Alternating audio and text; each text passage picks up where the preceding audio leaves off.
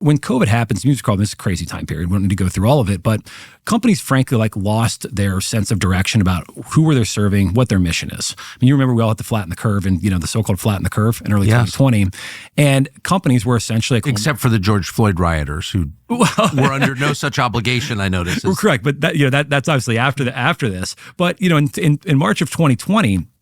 I mean, almost every company lost what its mission was. And what do I mean by that? Well, let's go back to what us at Anheuser-Busch. We were making hand sanitizer in 2020 all of a sudden because we need to flatten this curve, and we were all in this existential crisis of COVID. You had Delta Airlines, no longer flying passengers, but is now flying medical supplies all around. You had General Motors, which is now making ventilators for the country. Walmart setting up COVID testing facilities. So all of these companies all of a sudden were told to focus on a lot of different initiatives besides just their typical products and services.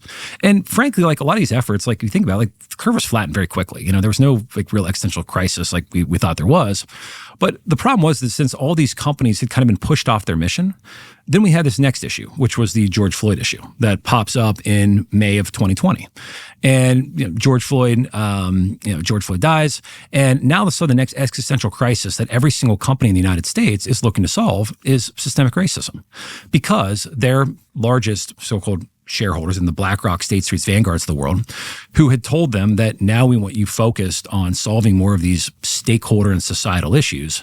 We need you to now solve these issues. I mean, you went down the list. I mean, it was crazy. After George Floyd was murdered, you had 70 different companies in the United States here donated over $200 billion to Black Lives Matter in the United States. That's more than the GDP of Portugal, which is crazy in terms of the amount of money that was donated to these causes. And banking donations just wasn't enough. I mean, even Zuckerberg and Facebook at the time donated some 8-figure sum to it. But then when that summer Trump had the famous tweet about when the looting starts, the shooting starts, then everybody wanted him to now all of a sudden take Trump off of Facebook, because it just wasn't enough just to donate. You actually had to silence folks as well. On top of that, in 2020, 2021, you had the BlackRocks and State Streets, Vanguards of the world as well. Not only are they, this is where the big problem comes in, is because they are control the largest percentage of companies in the United States, they have disproportionate power to advocate for policies at companies, and then most importantly, to vote for shareholder proposals at companies, where if you own $25,000 of stock in any company in the United States, you can put up a proposal that the so-called shareholders of the company, they can vote on.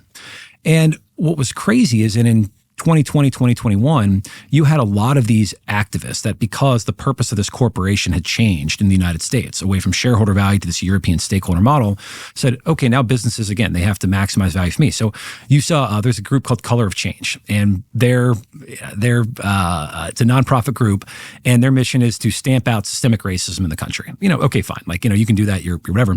But they went to Apple, they bought $25,000 worth of shares at Apple, and they put up this shareholder proposal that said, hey, you, Apple, we want you guys to do a racial equity audit to figure out how you've contributed to systemic racism and white supremacy in the country. And Apple, which is, pretty liberal leftist board, company of Tim Cook, who's the CEO, and a very liberal board, they said, guys, thanks, but no thanks, because Apple's mission is to make magical devices at unbelievable prices. That's what we just do. That's our thing. These are important issues, but we're going to recommend against this proposal because we don't want to spend tens of millions of dollars hiring Eric Holder and Loretta Lynch to go and do a racial equity audit.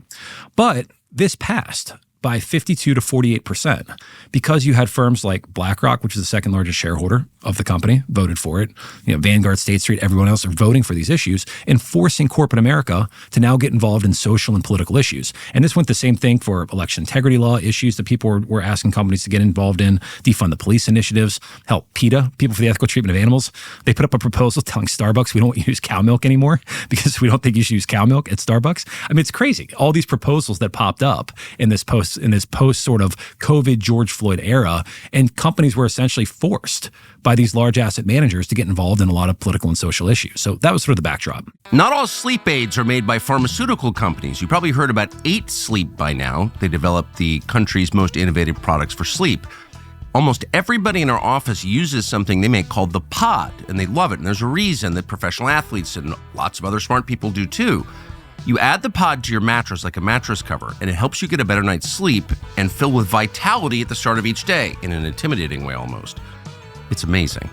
How does it do it? Well, it uses advanced technology to track your sleep and automatically adjust the temperature of your side of the bed to what's perfect for sleep. And temperature makes all the difference. It's backed by over 600 million hours of data. They've also used those insights to create their new product, Sleep Elixir, to help you get quiet before you go to bed, fall asleep faster, and stay knocked out longer. No grogginess, no weird side effects, just better deep sleep. So if you're ready to take sleep and recovery to the next level, go to 8sleep.com/Tucker to get $350 off your Pod 4 Ultra full refund for 30 days if you don't love it. It works. So can I just give you my theory on this? Yeah. Here, there's a backdrop to all of this, Yeah. which is the movement of, the economic center of gravity upward in the United States. So Obama becomes president in 2008. Middle class is the majority in the United States. He leaves in 2016. The middle class is no longer the majority for the first time, maybe ever. And at the same time, we've got free money. We're down to zero interest rates. And that money is being pumped way disproportionately into a certain sector of the economy, the banking sector. And so basically, most people are getting poorer, but a small number of people are getting way richer. I mean, it's measurable. I live among them. Everyone's got a plane now. That was not true in 2008. There's just created a lot of wealth. The Fed created a lot of wealth. And so in a certain sense, that's like immoral, or it's certainly hard to defend.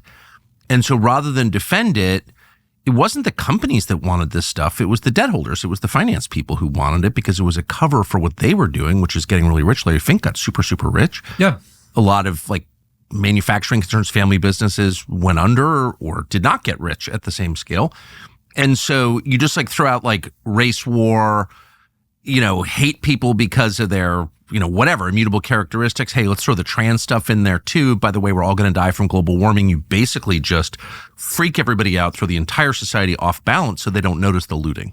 Yeah, I mean that's essentially. I mean, that's my view. No, but it is. It's all about. It's control and money. I mean, it's control and it's money. I mean, you think about. But all these social issues were always a cover for what was actually going on, which is like Larry Fink getting richer. 100%. And it's so funny. So when he started talking a lot about ESG, environmental social governance, in 2018, 2019, all of a sudden they started a scoring system. It's almost like a social credit system you'd have in China or somewhere else. Scoring companies on how little carbon that they use, or scoring companies on did they do gender affirmation care for their employees. And these scores were used to essentially, pick and choose companies that could be included in indices that Larry Fink and BlackRock and others, they could charge investors 3 to 4 times the amount of money for these ESG funds versus the regular funds. And the funny thing was, these ESG funds underperformed their broad-based counterparts. Well, so you ended up paid less money, but you were charged more for doing it, which is crazy. And it's really funny that. So do you think it would, since you study this much more than I have, do you think it would be a mistake to think that there was any sincerity behind this? Like, do you think there was ever a moment where like Larry Fink, or for that matter, Tim Cook, or anybody at State Street or Vanguard thought, we're going to solve systemic racism by attacking the white working class? Like, we're actually going to solve this problem. Do you think they really thought that? I mean, there might have been 1 or 2 people there. They're just, totally. But no, I mean, I don't really think. I think this was all just sort of a money grab and a feel good and being able to go to the right parties in New York City. That's the way it seems to me, but I mean, it really is, because it just doesn't pass any of the first principle test whatsoever. And it's funny, the companies that were the worst. I mean, this tended to be more of a New York City, kind of a ideology, also a European ideology as well. I mean, there is some sincerity to it. I mean, this is funny. You'll appreciate this, because I think where we're going with all of this, because you've seen obviously a retreat with a lot of companies have backed away from DEI over the last couple of months. There's other companies that are holding on to some vestige of it, but there's others that are like really all in on diversity, equity, inclusion. To this day. You're going to love this. And the worst are the Europeans, because they really, I think, believe in this sort of European stakeholder capitalism model. Thanks for watching our YouTube channel. We hope you'll subscribe to it. And by the way, you can hit the little bell on there and get notifications every time we produce a video. We hope you'll do that also.